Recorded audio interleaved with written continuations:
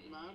Ano na po ba yung balita dyan sa Kongreso? Well, in any democratic process kasi pag may sinusulong na batas, talagang merong sides na magsusupport, merong sides din na mag-o-oppose, no? So it's now with the Senate tapos na siya sa House. But I'm really hopeful na mapasa ito, TP Admer, no? Because like kami, suki kami ng disaster eh. We've adjusted our prayers such that hindi na kami nagsasabi na, well, of course, you say, God, please spare us. Sana hindi kami matamaan ng bagyo.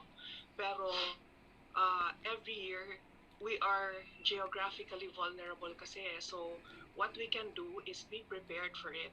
That's the best we can do given that we are vulnerable, no? So in the past, it's really a problem that hasn't happened lang or didn't become obvious during the time of PRRD. This is a problem that should have been addressed a long time ago. And ang nangyayari kasi now, iba-ibang department ng government tuwing may disaster, kanya-kanya silang responde. Kasi nga, yun naman trabaho talaga ng government, to give relief to the people, no?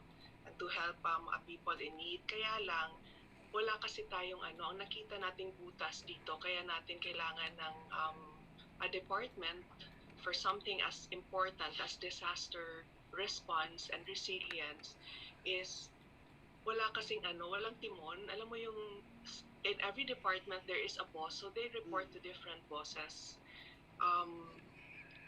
What we want to do is to have like unity of command. Isa lang yung magtitimon. We have a whip, like a secretary of its own, the department, and then that way the accountability will be clear, and then reporting lines will also be clear.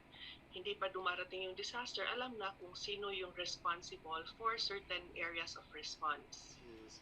Opo nga, kasi ayaw naman nating maulit yung, alam niyo, yung disaster nung Yolanda, yung Yolanda Rehab, na medyo, no. So, ano po, ma'am? Oo, nakaka-trauma talaga yon, TP. Opo, hindi na lang natin i-relive. Haba pa yung kwento eh, pero alam po natin lahat yan. Ngayon po, ma'am, di ba sabi ninyo, kailangan daw ng ganito, this and that for the Department of Disaster Relief, pero yung more specifically po, ano na po ba status ng bill na yon? Magiging pumasa na ba sa House? Ano po ba yung mga points of contention? Pumasa na siya sa House, nasa Senate na siya. And I think if I remember correctly, the biggest objection isn't that we need a department, but more of baka daw magkaroon ng duplication in tasks, which is what we are, baka another layer na naman daw of red tape or bureaucracy. So that is why nga we need this TP, no, there, because if you notice, every time there's a disaster, palagi tayong nagbubuo ng task force. Oo, when in fact, every disaster is like a war. Para tayong sumusugod sa giyera. So, we have naman science, we have technology. So, we are at a position to be able na to determine, medyo ma-assess mo na eh, pag ganitong klaseng bagyo, ganito kalakas na storm, ito yung magiging effect. So, in terms of paghahanda, kaya na natin. Yun nga lang, dahil operations are housed in different departments. Yung OCD may sariling response. Yung DSWD may sarili rin silang pagre-responde. Yung NDRRMC, iba pa rin yun. So ang gusto lang sana natin sa Department of Disaster Resilience is to house it all under one department just to make it more efficient. Yes. Basically that's the spirit of the law. That's the intent. Alright. Congresswoman, ito po, para lang gawin natin na less abstract para sa karaniwang nanonood, karaniwang mamamayan. So, kunwari po, nagkaroon tayo ng Department of Disaster Resilience at nagkaroon tayo ng Yolanda level na bagyo. No, huwag naman sana mangyari, pero kunwari mangyari yon. Ano bago? I mean,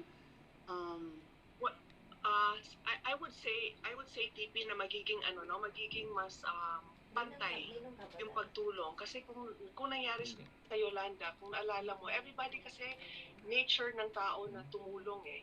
So, in the absence of any structure, ang ginagawa nila is they just parachute into the eye of the storm or the area na kailangan ng tulong. So, ang nangyayari, kung sino mas may maraming koneksyon, yun ang mas natutulungan. May mga ibang lugar na, kunyari, itong barangay na to, ito yung mas maraming may koneksyon, itong matutulungan. Kahit nabigyan na sila ng DSWD, sila pa rin yung mabibigyan. Samantalang may ibang mga barangay na has never, or may ibang mga munisipyo that has never received any help. Like if you remember, during Yolanda, ang palagi lang na nababalita noon was Tacloban.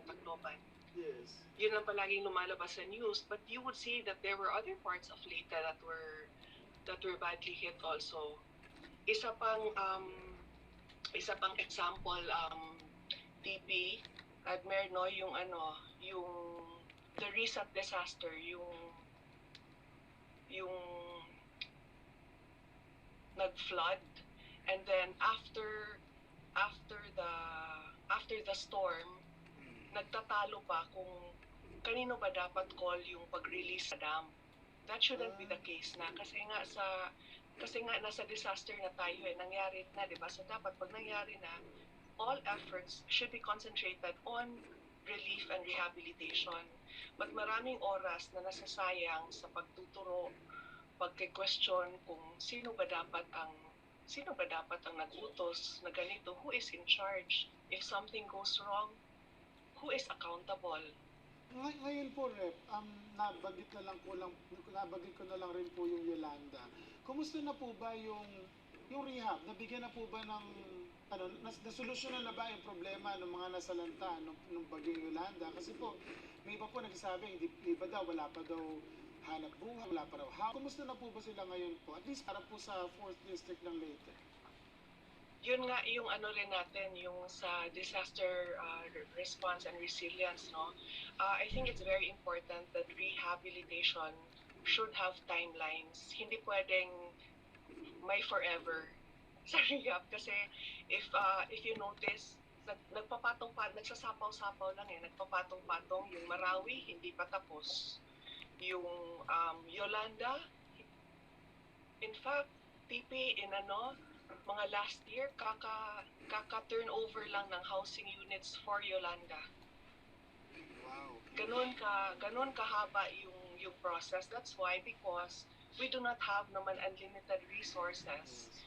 It's very important that we make efficient use of the resources that we do have. So it's all about efficiency. So in layman's terms, parang imagine a household. May cook, may gardinero, kanya-kanya tayong responsibility, and to keep the household running well, to make it run like clockwork, we are very sure kung sinong in charge of certain tasks. That is what we need for an issue as big as disaster, and especially now we are in the middle of a pandemic. All the more that we should have unity in command, and we should really be part of the solution instead of just nitpicking and looking at everything that can go wrong. Kasi hindi naman talaga biro dito. It's very hard, DP, for any elected official. Ask any elected official. It's very hard to deal with something of this scale. This is very new to all of us, and just because it's not perfect does not mean that government is not working. Right? Bureaucratic inertia pa lang po eh. Mahirap nang i-overcome eh, Oo. di ba? So, ngayon po, syempre, balik lang po tayo rin sa disaster resilience ha. Syempre, nasa Senado na ngayon, hinihintay natin kung ano na mangyayari doon. I think, medyo out of your hands na yun dahil sa lower house kayo eh. Pero syempre, from an LGU level, I think your husband is the better person to ask. Pero ano po ba yung ginagawa niyo po dyan? Yung while hoping for the best, ano Yes. ba yung ginawa niyo mga adjustments dyan sa at least Ormoc or sa 4th District po ng Leyte? That is why, TP, that it's very important to have good leaders, no? Hindi naman sa sinasabi ko to dahil asawa ko yung mayor dito, but I think the numbers will really speak for itself. We've managed to almost parang relatively COVID-free until about late last year, the first time na nagkaroon ng local transmission, and that isn't because of any luck. It's really hard work. If you see how hard the officials here work, and I'm not just crediting the mayor, I'm crediting the entire team that he leads. But I think what we had going for us was the coordination, the meetings were very regular, very constant. Parang 24/7 yung Viber thread ng COVID task force, and then um, it was a very fluid organization. Parang if you implement something, you see how effective it is. If it needs adjustment, adjust right away. Parang